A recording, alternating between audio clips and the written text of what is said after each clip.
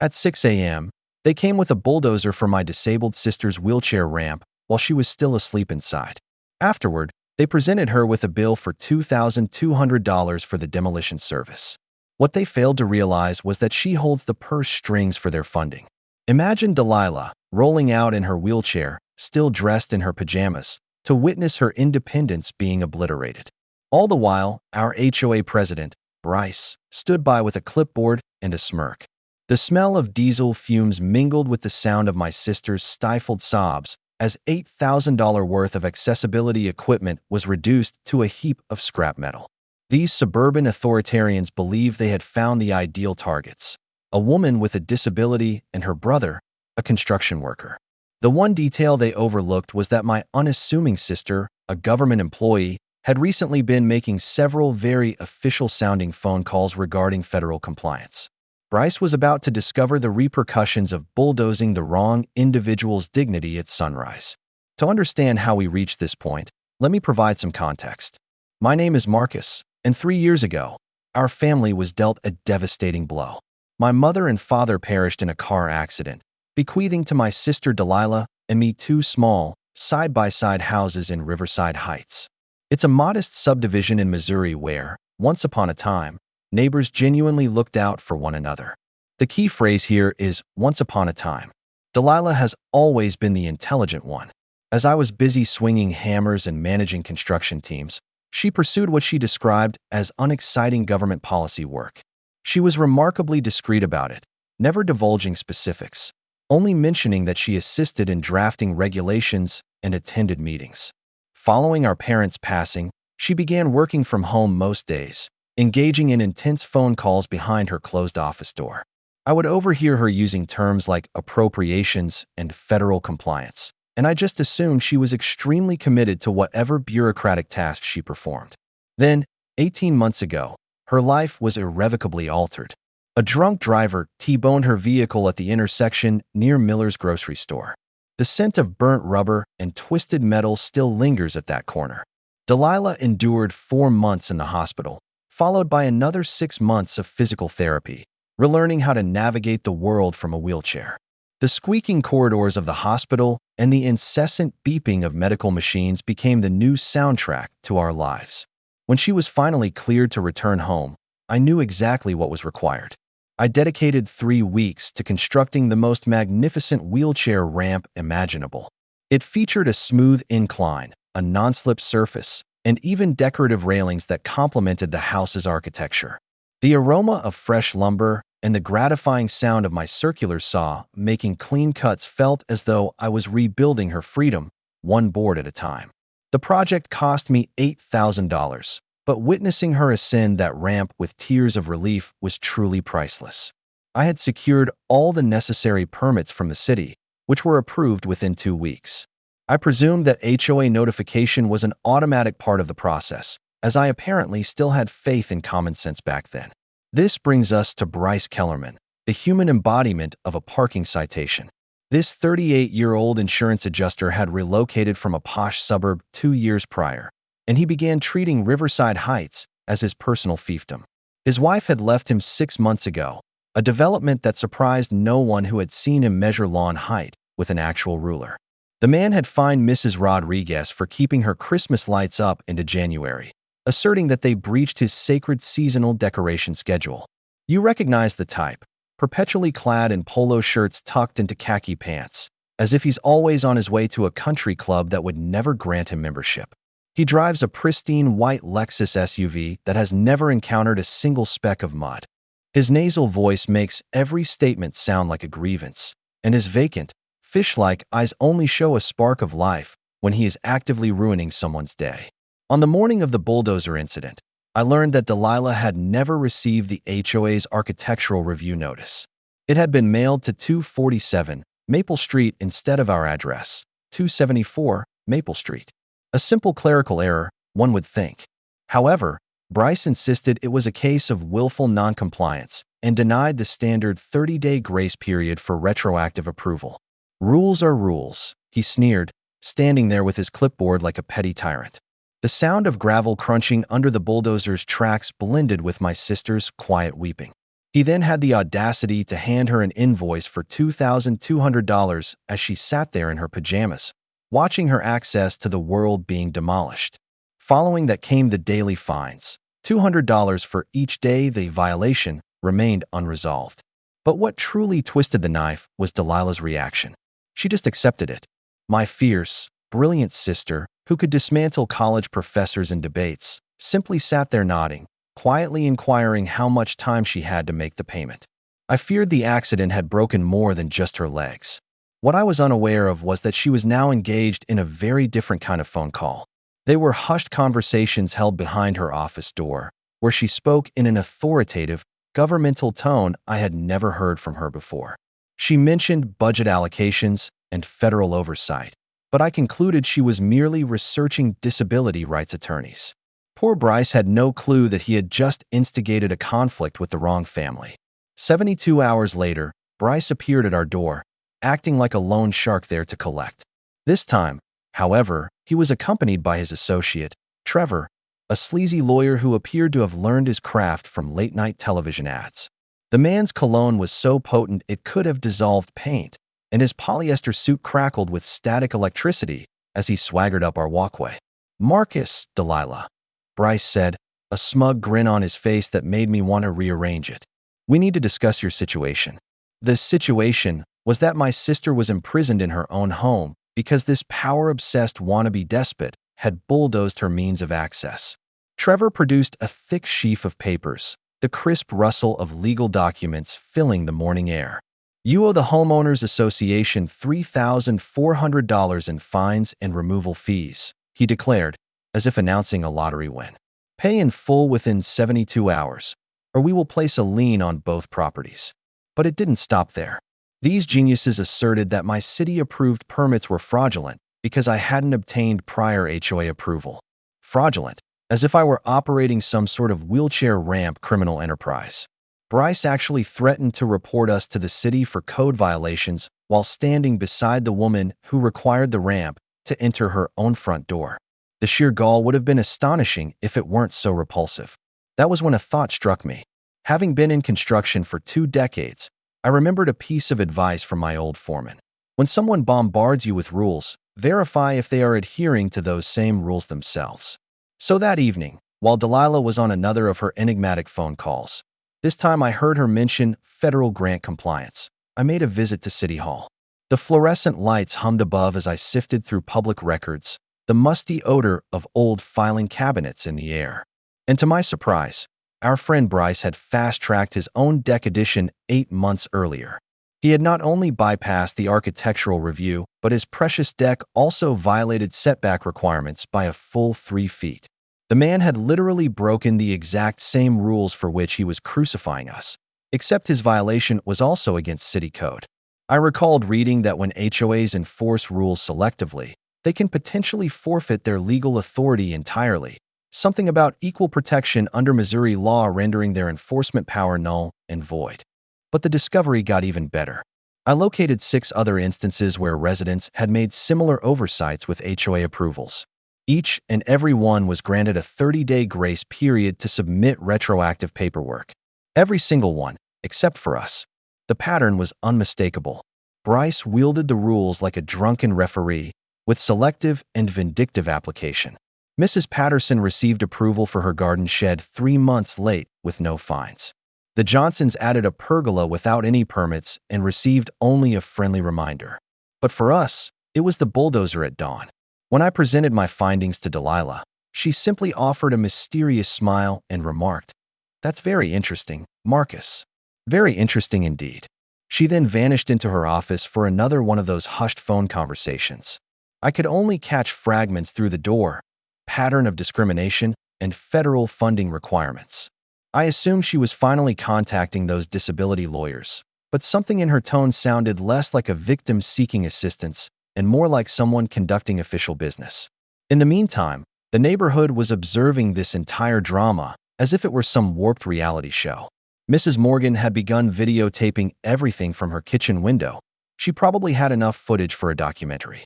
Pete from the hardware store stopped by with a bag of screws and offered to help rebuild the ramp at no cost. the scent of sawdust and metal polish trailing him like a signature scent. "That Kellerman fellow has been targeting half the neighborhood," he grumbled. "Someone ought to take him down a notch." We even found an anonymous note slipped under our door that read, "Others have been targeted, too. You're not alone." A resistance movement was forming in Riverside Heights, and we had unwittingly become its symbol. But Bryce had not finished flexing his imaginary authority. The daily fines continued to accrue like interest on a loan shark's debt, and we were now up to $6,000 and counting. He even filed a formal complaint with city inspectors, attempting to have my construction license revoked for unpermitted work. The irony was that while he was busy trying to ruin my livelihood, my sister was sitting in her wheelchair, methodically compiling what appeared to be the world's most exhaustive case file. Every conversation was documented, every interaction recorded, and every legal precedent researched. She worked with the focused intensity of someone who knew precisely what they were doing. "Just let the system work," she would advise me whenever I became too incensed. What none of us understood yet was that Delilah wasn't just constructing a defense. She was preparing to unleash a nuclear bomb on Bryce Kellerman's petty kingdom. 2 weeks later, Bryce staged what could only be termed a public execution disguised as an HOA meeting. The community center reeked of stale coffee and industrial carpet cleaner as more than 40 residents shuffled in. The buzz of the overhead fluorescent lights heightened the tension, making it feel as if we were about to watch a gladiatorial contest. He had arranged a whole theatrical display, complete with a PowerPoint slideshow titled "Maintaining Community Standards," because apparently, humiliating disabled individuals necessitates professional graphics. "Now, ladies and gentlemen," Bryce started, clicking through images of our demolished ramp with the zeal of a wildlife photographer showcasing dead elephants. "We're here tonight to discuss the consequences of ignoring established protocols." The projectors fan word as he showed before and after photos of Delilah's front yard, labeling her accessibility ramp an unauthorized eyesore and a safety hazard to neighborhood children. A safety hazard? The structure was built to ADA specifications, with handrails smoother than the paint on his prized Lexus. But this is where it turned truly vile. He actually stated, and I'm quoting directly, "Some residents seem to think they can refuse to follow simple rules like everyone else, then play the victim when held accountable." The way he stressed "some residents" while staring directly at Delilah caused my blood pressure to surge to dangerous levels. She remained seated in her wheelchair, taking notes with an unervingly calm demeanor, as if she were observing a particularly intriguing species of venomous reptile. That's when I rose with my own small surprise. You see, I had spent the last 2 weeks doing more than just feeling sorry for myself. I had been channeling my inner investigator. The satisfying click of my laptop opening resounded through the now silent room as I displayed photo after photo of Bryce's 3-foot setback violation.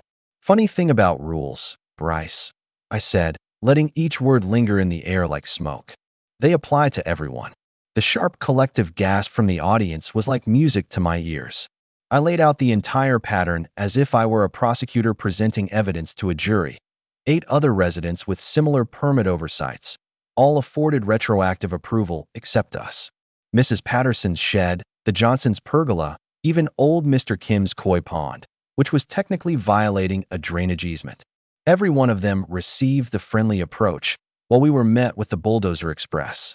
I recalled something my construction law professor used to say. When associations selectively enforce rules, they are essentially conceding that the rules themselves don't truly matter, which can nullify their entire authority under state law. However, Bryce, as slick as a politician in election season, had anticipated this. My deck addition was pre-approved through verbal consultation with the previous board, he asserted, failing to produce any documentation to back up this convenient lapse in memory. Then he revealed his ace in the hole. 5 property investors who had been discreetly purchasing homes in the area, all suddenly very keen on maintaining upscale standards. These vultures were eager to gentrify Riverside Heights faster than a Starbucks opens in a small town. The motion to table the discussion pending legal review passed 7-5, with Bryce's investor cronies casting the deciding votes like in a fixed poker game. But that wasn't sufficient for our wonder boy. In a final display of power, he announced that the daily fines were being raised to $500 as an emergency measure. The sound of the gavel striking the podium felt like a judge handing down a sentence of financial execution. That's when something both beautiful and terrifying occurred. Delilah wheeled herself to the microphone, the first time she had done so since this whole ordeal began. Her voice was composed, almost conversational, as she spoke about dignity and the federal oversight of community organizations.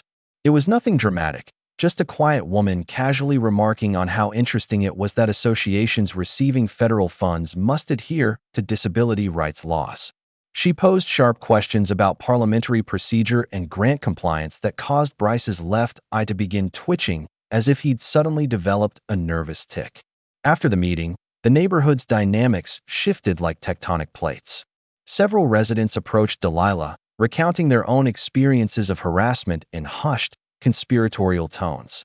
Mrs. Rodriguez whispered about being fined for unapproved garden gnomes. Apparently, lawn ornaments were now a menace to community stability. The young Morrison family spoke of threats over their children's sidewalk chalk art, because nothing boosts property values like criminalizing childhood play. That evening, a Facebook group named Riverside Heights Residents United materialized and had 200 members by morning. Mrs. Morgan had been covertly constructing a digital resistance network while documenting everything with her security cameras. Even Jamie from our local newspaper began investigating, posing uncomfortable questions about HOA finances that made Bryce's polo shirts seem to shrink a size. Meanwhile, our fine soared past $11,500, and Bryce hired private security to patrol the streets as if we were under martial law. But every night, behind her closed office door, Delilah persisted with those enigmatic phone calls, speaking with an authority that would have impressed a Fortune 500 CEO. What I hadn't grasped was that my quiet sister wasn't merely fighting back. She was arranging pieces on a chessboard that existed in dimensions Bryce couldn't even fathom. 3 days following the meeting, Bryce escalated from petty tyrant to full-blown psychopath. I awoke to find a city inspector affixing a red tag to Delilah's house for accessibility noncompliance, the very house that required the ramp these monsters had destroyed. The inspector looked as if he wished the pavement would swallow him whole as he explained that someone had lodged a complaint alleging the house violated occupancy requirements for disabled residents. The irony was so thick you could have suffocated on it, but that was merely the prelude. Bryce had somehow persuaded a judge to issue a restraining order against me for harassment and intimidation. Apparently, presenting evidence of his own violations at a public meeting was now considered stalking in his distorted reality. The sheriff who served the papers looked mortified, the scent of fresh legal ink mingling with his palpable discomfort as he mumbled apologies about paperwork games and lawyers run amok. The restraining order was a work of pure fiction, filled with claims of threatening phone calls and menacing behavior that read like a script from a bad movie. I was forbidden from coming within 100 feet of Bryce or any HOA property, effectively banning me from half of my own neighborhood. All the while, he was spreading venom faster than a medieval plague, telling anyone who would listen that we were professional victims angling for a lawsuit settlement, funded by radical disability organizations bent on destroying traditional communities. That's when my construction experience came to my rescue once more. 20 years of handling crooked contractors taught me that when someone is throwing legal documents around like confetti, you follow the money. So, while Delilah took another one of her mysterious calls, this time discussing federal oversight protocols with the authority of someone who truly understood bureaucratic systems, I began to investigate Bryce's financial dealings. What I unearthed sent a chill down my spine. His silent partner contracting company had been granted every single HOA maintenance contract for the past 18 months. This included $50,000 for landscaping that should have cost $15,000, 3 emergency tree removals at $8,000 each when Pete's nephew would have done the job for $1,200 total, and a fountain repair that required $15,000 in specialized equipment to essentially replace a simple pump.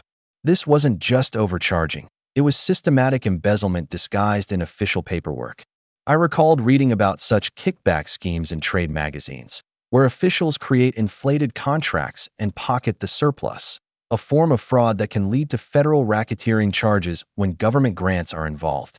When I presented the evidence to Delilah, her smile became positively predatory. That's extremely valuable information, Marcus, she remarked, with the satisfaction of someone confirming a hypothesis rather than learning something new. Then came another phone call, this time with mentions of federal fraud investigations and appropriations violations, spoken as if she were coordinating with law enforcement instead of just researching legal avenues.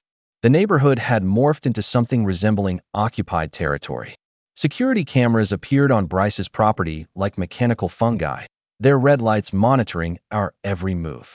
Private guards conducted wellness checks twice a day, a form of intimidation masked as community safety. The rhythmic thud of their boots on the pavement became our new soundtrack of oppression. He even attempted to have a delivery of Delilah's medical equipment towed, asserting it was obstructing emergency vehicle access in our own driveway. But here's what was truly diabolical. He pressured neighbors to file noise complaints about Delilah's wheelchair. Her wheelchair. The sound of someone navigating their own home was apparently a disturbance to the peace. Mrs. Patterson actually apologized as she filed the complaint, whispering that Bryce had threatened to fine her for pet violations if she refused to comply. The man had transformed our entire community into his personal police state. Yet, somehow, Delilah seemed to gain strength with each new attack. While neighbors scurried past our house as if we were contagious, she methodically requested HOA financial records under state transparency laws, posing surgical questions about federal grant compliance that made board members sweat through their polo shirts. Her office had transformed into a war room, with spreadsheets tracking every violation and legal documents organized with military-grade precision. The fines climbed past $22,500, accumulating like interest on a pact with the devil. Bryce filed complaints with state licensing boards, attempting to ruin my business over fabricated, fraudulent applications. Each sunrise brought new legal harassment, but every sunset brought those cryptic phone calls where Delilah would mention Sacramento and D.C. as if she were coordinating operations with federal agencies. Mrs. Morgan's security cameras captured Bryce carrying out midnight property inspections with a flashlight, prowling like some demented suburban specter. Pete offered to accidentally back a lumber truck into him, but I knew we had to maintain our composure. The scoundrel was trying to provoke us into a rash action that would validate his legal crusade. What I didn't grasp yet was that every act of harassment, every fraudulent document, and every abuse of power was being meticulously cataloged by someone who knew exactly how to weaponize such evidence. Bryce thought he was crushing neighborhood troublemakers, but he was actually documenting his own federal crimes, one vindictive act at a time. The prey was about to become the predator, and the hunter was completely unaware that he was already in the crosshairs. The moment that altered everything occurred because I am an idiot who neglects to knock. I was delivering Delilah's morning coffee, the familiar aroma of French roast blending with the sound of her rapid typing. When I entered, I walked directly into her video conference. The screen displayed something that caused my brain to completely short-circuit. Governor Delilah Morrison, Budget Committee meeting, read the official Missouri state letterhead, with my wheelchair-bound sister speaking with the authority of someone who genuinely ran the entire state. I stood there, a deer in the headlights, coffee mug suspended midair, watching my unassuming government policy worker sister casually deliberate on federal appropriations with a room full of suits who repeatedly addressed her as governor and ma'am. The taste of coffee soured in my mouth as I grasped that I had been treating the second most powerful person in Missouri as if she needed my protection from a neighborhood bully. "Marcus," she said calmly, turning from the screen with that mysterious smile finally making perfect sense. "We should probably talk." The truth struck me with the force of a sledgehammer to the skull. Delilah had been the governor of Missouri the entire time, working from her home since the accident to steer clear of the media frenzy that dogs every gubernatorial move. While I believed she was researching disability lawyers, she had actually been coordinating with federal investigators. Those enigmatic phone calls about appropriations and oversight weren't her learning about governmental processes, she was directing them. "You've been the governor?" I managed to croak, feeling like the world's most spectacular fool. "The actual governor. Second term," she confirmed with infuriating composure, as my entire perception of reality collapsed like a house of cards in a hurricane. "And before you ask, yes, I've been fully aware that Bryce's little kingdom received $280,000 from my community development fund last year." The power shift was so abrupt I felt dizzy. We hadn't been helpless victims being crushed by a petty dictator. We had been holding a nuclear weapon while he was merely throwing stones. The man had systematically harassed the individual who controlled $50 million in annual HOA funding statewide, utterly oblivious that he was attacking someone who could dismantle his entire operation with a single phone call. Every federal dollar that flows to housing associations in Missouri requires my approval, Delilah went on, the authority in her voice now entirely comprehensible. The grant agreement mandates ADA compliance and anti-discrimination measures. Bryce hasn't just been violating civil rights. He's been breaching a state contract while meticulously documenting his own crimes. She displayed files that revealed months of careful evidence collection, not just for our case, but for systematic abuses across the state. The Attorney General was already launching investigations based on her documentation, targeting 47 problematic HOAs that were receiving government grants. This was never about personal revenge. It was about establishing a legal precedent to safeguard vulnerable residents everywhere. Why the hell didn't you tell me? I demanded, a mixture of relief and fury surging through me. I've been losing sleep for months, thinking we were powerless. Because your genuine outrage was essential, she explained, her political acumen shining through.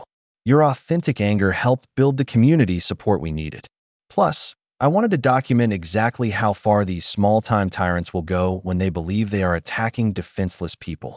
The beautiful irony of it made me want to laugh and cry at the same time. Bryce had been compiling his own prosecution file, methodically documenting federal violations while believing he was teaching troublemakers a lesson.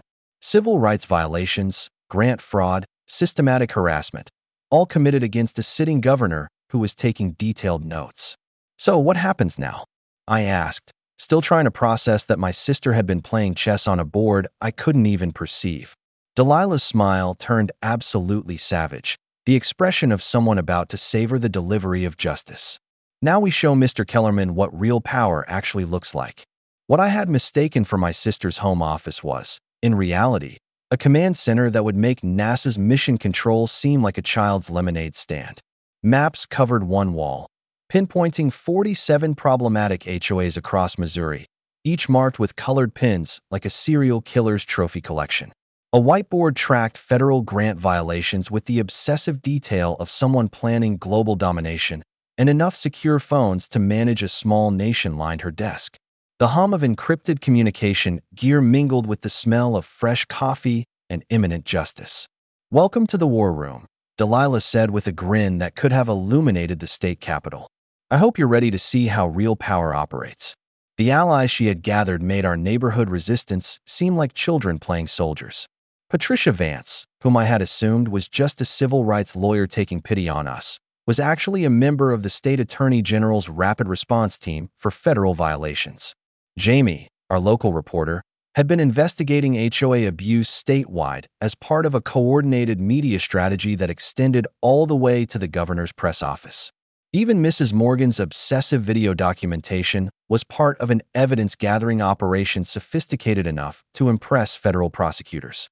"The legal strategy is beautiful in its simplicity," Patricia explained, spreading documents as if dealing cards in the world's highest-stakes poker game. Federal grant recipients must maintain ADA compliance and anti-discrimination procedures. When they systematically violate these requirements, we trigger both civil rights enforcement and contract breach penalties. The irony was exquisite. Bryce's own federal funding had established the legal framework for his downfall, akin to handing someone the rope to hang themselves, complete with detailed instructions. The financial investigation read like a masterclass in creative accounting. Delilah's forensic accountant, funded by state resources, of course, had uncovered fraud that would have made the inventors of creative bookkeeping proud. There were $180,000 in questionable expenses over 2 years, with Bryce's construction company billing at rates that made Pentagon contractors seem frugal. Emergency tree removals cost $8,000 each when any sensible person would have called Danny and his chainsaw for $1,200 total. A fountain repair necessitating $15,000 in specialized equipment rental was for replacing what was essentially a fish tank pump. "Here's something most people don't realize," Patricia said, pointing to federal grant fine print that looked as if it were penned by lawyers who despised joy. When organizations receiving federal funding engage in systematic discrimination, individual board members face personal liability under Section 1983 for civil rights violations. She paused for dramatic effect, likely relishing the legal poetry. Bryce isn't just facing organizational penalties. He's looking at personal financial ruin that could haunt him for decades. The media coordination was more choreographed than a Broadway production. Jamie had spent weeks liaising with the state Capitol Press Corps, timing releases for maximum impact during the legislative session. A documentary filmmaker specializing in civil rights abuses had set up cameras around our neighborhood, as if we were filming the next great American justice narrative. Social media campaigns were on standby with hashtags like #HOA accountability, ready to launch in concert with legal filings to create a perfect storm of public outrage.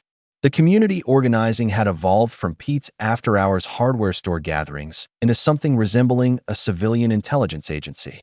23 families had documented harassment with federal quality evidence files, complete with timestamps that would have made court reporters weep with joy. Mrs. Morgan's security camera network provided surveillance coverage that could have detected a mosquito landing on Bryce's precious Lexus. Technical preparation is where government resources really shine, Delilah explained, showing me communication systems that belonged in spy films.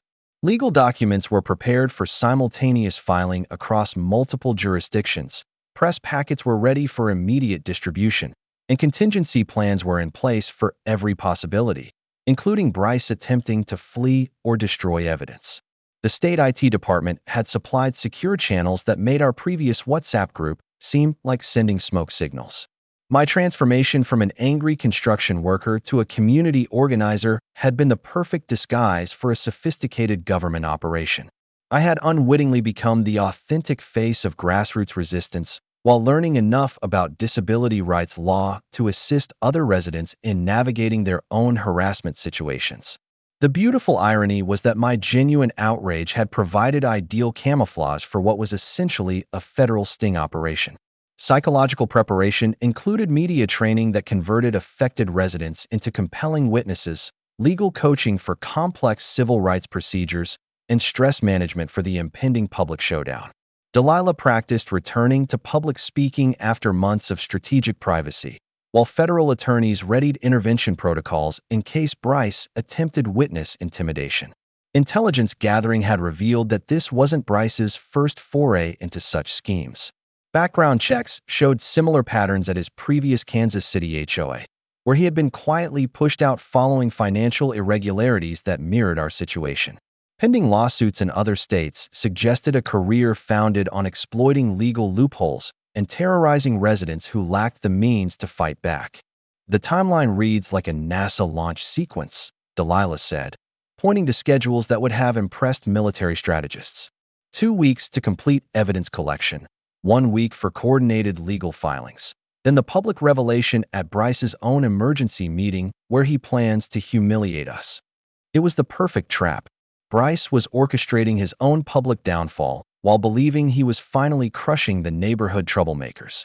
Bryce's desperation hit a new peak when he convened an emergency HOA meeting to vote on a $500 monthly special assessment for every household. The man was literally attempting to tax the neighborhood to finance his legal defense against our frivolous lawsuit, like some feudal lord demanding tribute from peasants who dared to challenge his rule.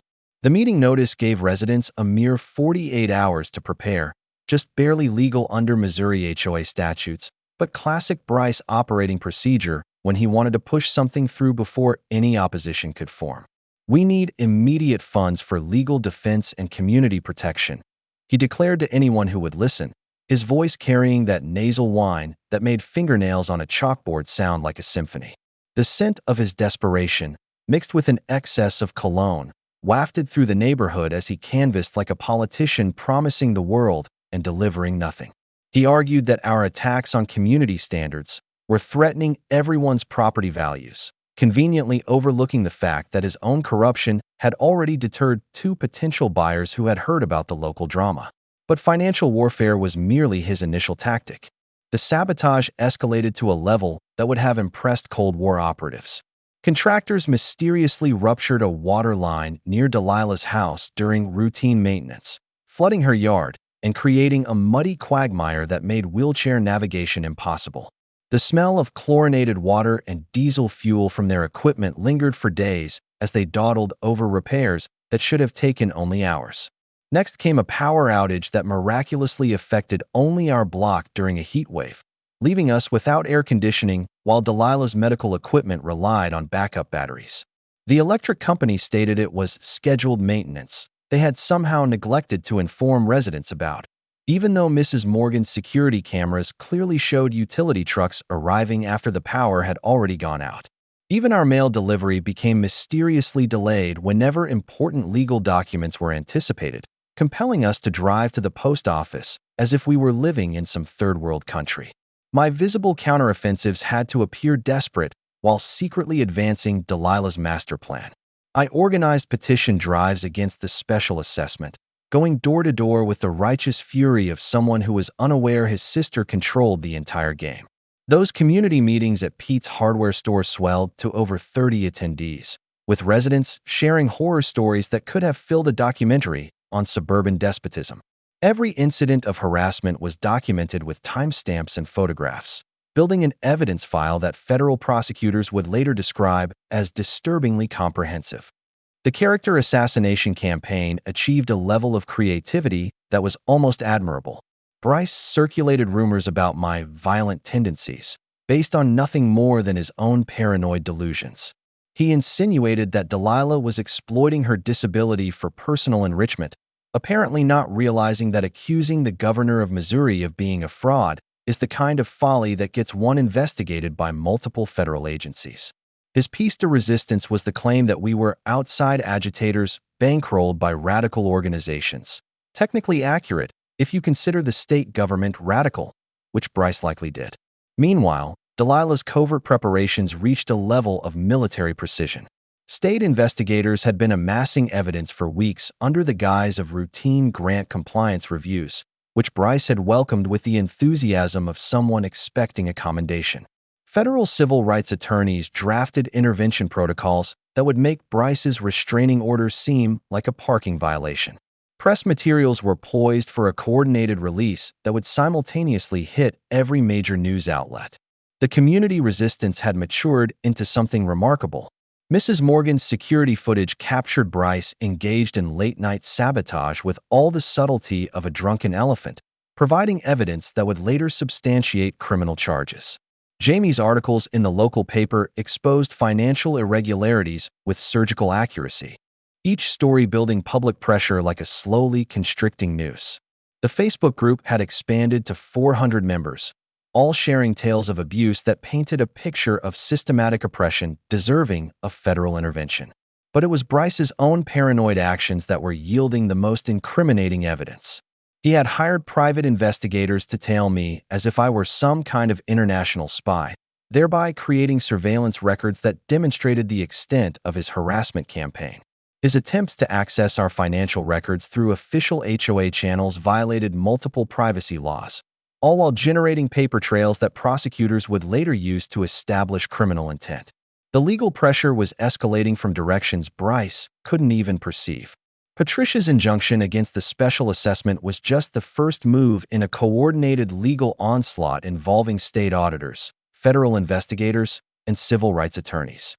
The Department of Justice had initiated a formal review based on our discrimination complaint, while state prosecutors considered potential criminal charges for grant fraud that could land Bryce in federal prison. Financial discovery had exposed the full extent of his thievery. $240,000 in questionable HOA expenses, with his construction company securing inflated contracts worth $180,000 over 2 years. Board members had received consulting fees that looked suspiciously like hush money, while federal grant funds seemed to have financed personal expenses, including Bryce's Lexus payments. The beautiful trap was that every desperate move Bryce made only created more evidence for his eventual prosecution. He believed he was fighting neighborhood nuisances, but he was actually documenting federal crimes while the governor of Missouri took meticulous notes. Bryce's final move was to schedule what he pompously termed a community safety meeting at City Hall, complete with formal invitations to the mayor, city council, and local media. The man genuinely believed he was orchestrating his moment of glory, intending to present irrefutable evidence of our disruptive conduct before having us permanently banned from all HOA common areas. His invitation list looked as though he were organizing a political rally, and he had even invited his construction company partners to witness what he called his decisive victory over troublemakers. The smear campaign reached a level of creativity that bordered on performance art.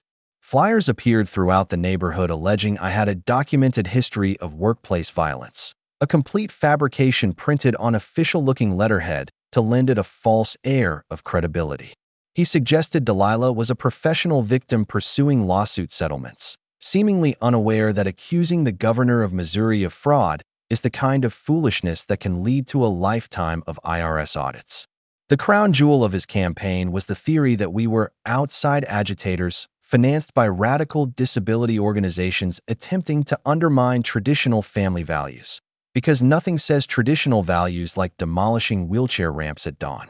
My final visible preparations had to uphold the illusion that we were desperate underdogs making a last stand. I arranged for over 30 supporters to attend the meeting and prepared an emotional presentation detailing the timeline of harassment, designed to evoke sympathy. My character witnesses included my employer, our pastor, and neighbors courageous enough to speak truth to petty power. The strategy was for me to deliver a heartfelt plea about my sister's dignity while she sat quietly in her wheelchair, appearing to be the vulnerable victim Bryce thought he was destroying. But behind the scenes, Delilah's shadow coordination had achieved the sophistication of a military operation. Attorney General investigators were positioned throughout the anticipated audience, ready to serve subpoenas the instant any legal immunity expired. Media packets had been dispatched to the state Capitol Press Corps with embargoes timed for maximum impact. Federal civil rights attorneys were prepared to intervene if Bryce attempted witness intimidation, and backup security was on standby for any potential confrontation. Bryce's overconfidence was so absolute it bordered on clinical delusion. He was convinced that his minor political connections, a county commissioner, a city councilman, and a state representative's aide, would rally behind him against what he perceived as welfare cheats and rabble-rousers. His construction company partners arrived early to watch what they expected to be a masterclass in community leadership. The man had even drafted a victory speech about protecting community standards, which he intended to deliver after our public shaming. The community mobilization had transformed Pete's hardware store into a resistance headquarters, with supporters carpooling to the meeting as if attending a revolution. Mrs. Morgan managed neighborhood logistics with the efficiency of someone orchestrating a military deployment. Jamie set up live streaming equipment for immediate social media distribution, while the documentary filmmaker positioned cameras to capture what she sensed would be historic footage. The legal trap had been set with surgical precision. All incidents of harassment were documented with federal agencies. The financial audit results had revealed criminal liability for grant fraud, and the civil rights violations had been thoroughly established through months of systematic abuse. Delilah had learned something from her years in politics that Bryce never grasped. When you are going to dismantle someone, you make absolutely certain they can never recover. The behind-the-scenes maneuvering had reached a crescendo.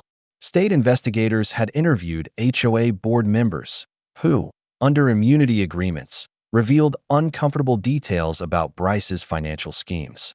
Federal prosecutors were reviewing potential criminal charges that could lead to decades in prison, while media embargoes were set to lift simultaneously with legal action for maximum public impact.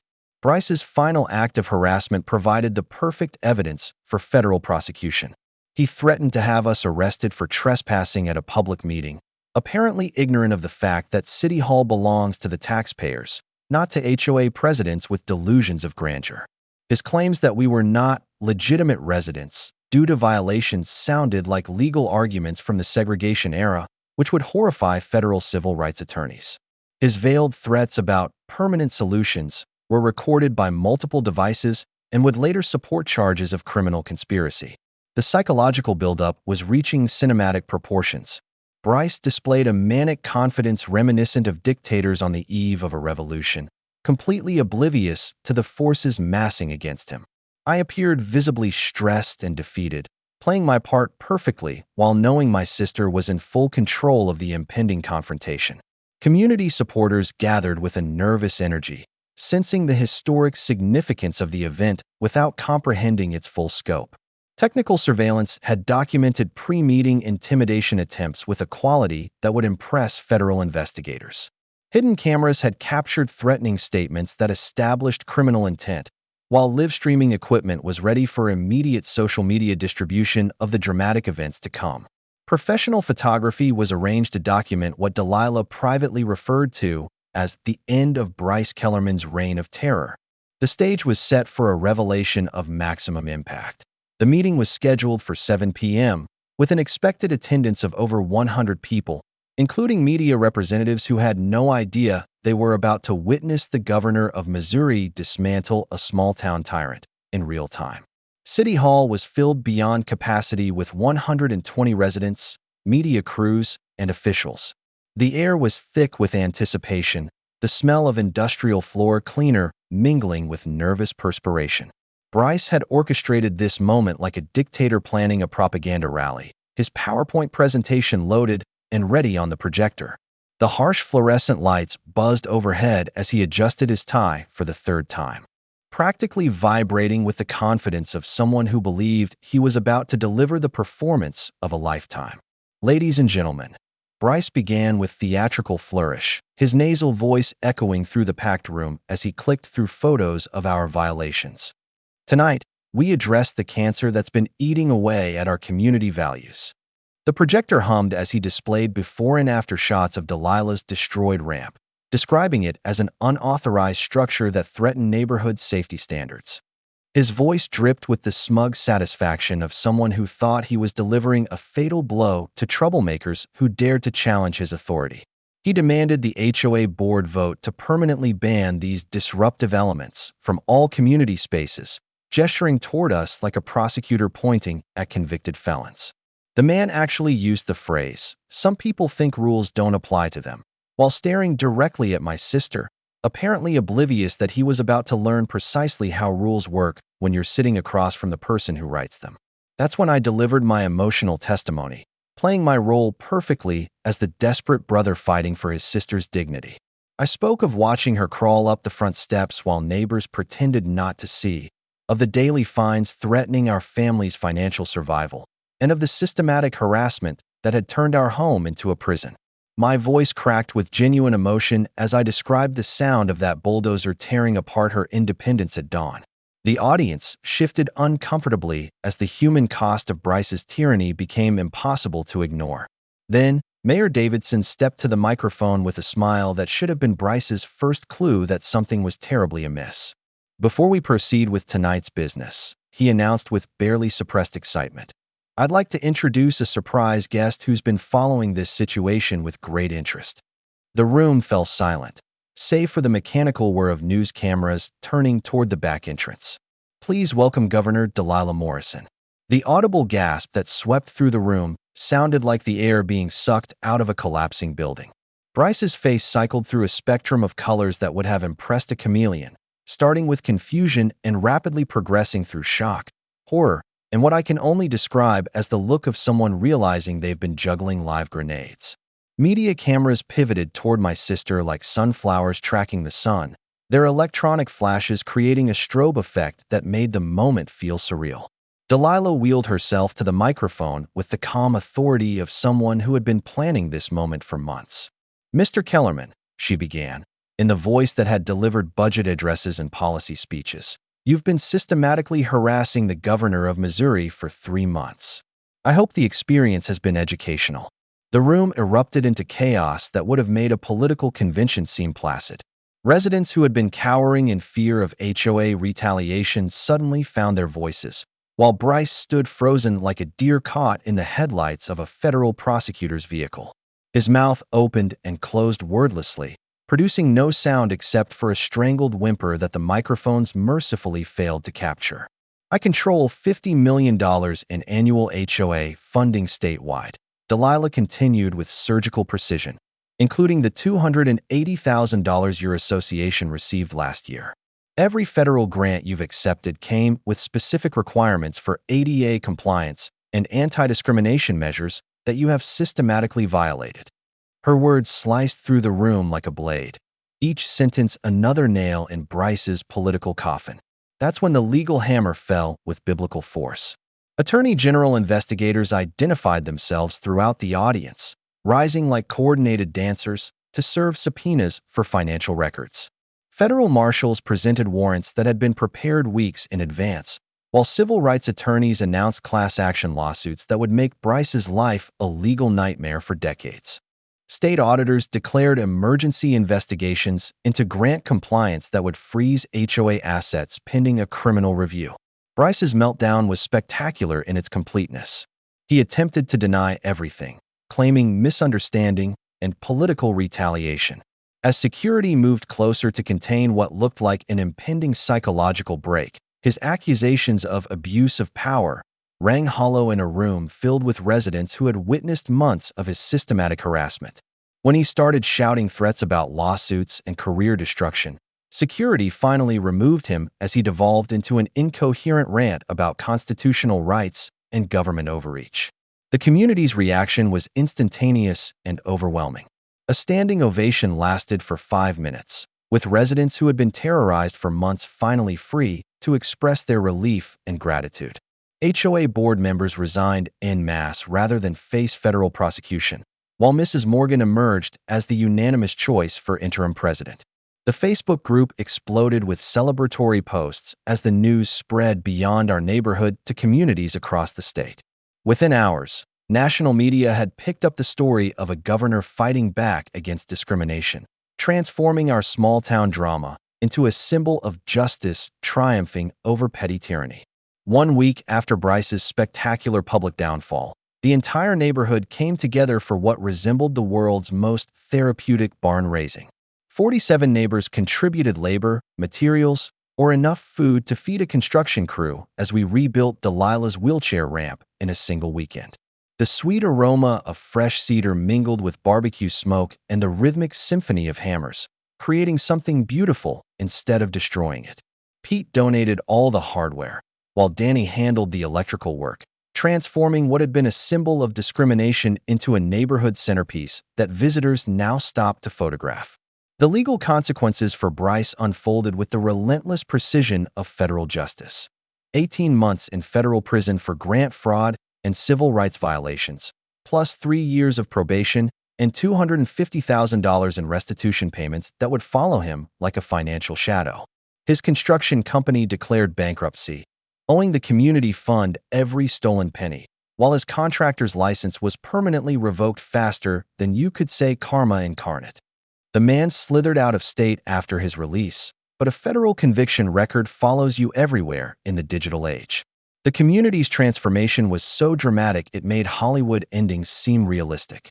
Mrs. Morgan's unanimous election as HOA president ushered in new bylaws that prioritized accessibility and community support over petty rule enforcement. Monthly potluck dinners replaced harassment campaigns, with the scent of homemade casseroles and genuine laughter filling the community center where Bryce had once orchestrated his tyrannical presentations.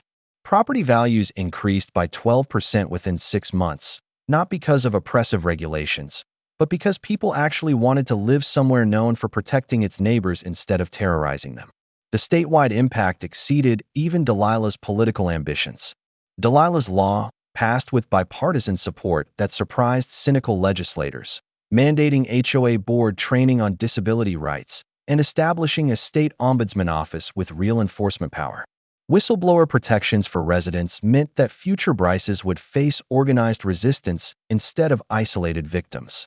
The legislation became a model for 17 other states grappling with similar epidemics of suburban tyranny. The personal healing became the most beautiful part of this nightmare-turned-triumph. I channeled my protective rage into building a construction company specializing in accessibility modifications, helping families across 3 states navigate their own barrier removal projects. Delilah's approval ratings soared to 73% after she showed voters the kind of backbone they had hoped for when they elected her.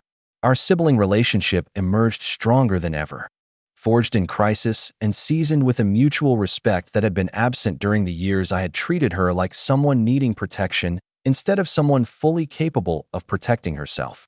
The Community Benefit Project transformed the stolen federal money into genuine neighborhood improvements. Accessibility upgrades for 12 additional homes created a community where mobility devices could move freely without architectural hostility. The community garden flourished on formerly violation-prone common areas, yielding vegetables and friendships while erasing the memories of Bryce's midnight enforcement patrols. An annual Ramp Day celebration now raises funds for disabled residents statewide while serving barbecue that attracts visitors from neighboring counties. The media legacy ensured this David versus Goliath story would inspire others facing similar fights. Jamie's Pulitzer Prize-winning investigation exposed HOA abuse in 23 states, creating accountability ripples that reached federal policy discussions. The Emmy-winning documentary, Bulldozed, became required viewing in civil rights law courses, while Riverside Heights transformed into a pilgrimage site for communities battling their own petty dictators. 1 year later, Delilah uses her ramp daily, its smooth incline a testament to dignity triumphing over discrimination. A bronze plaque on the handrail reads, "In memory of those who stood up," honoring everyone who had faced down neighborhood tyrants. I run a thriving business building accessibility, while teaching others that the best revenge is living well and helping others do the same. The sound of children playing on the ramp, now the neighborhood's favorite gathering spot, fills the air where bulldozers once brought destruction. Every morning, the American flag flies over a community that learned the difference between rules that protect and rules that oppress. Mrs. Morgan's security cameras now capture block parties instead of harassment, while Pete's hardware store has become an unofficial community center where neighbors plan improvements instead of plotting resistance.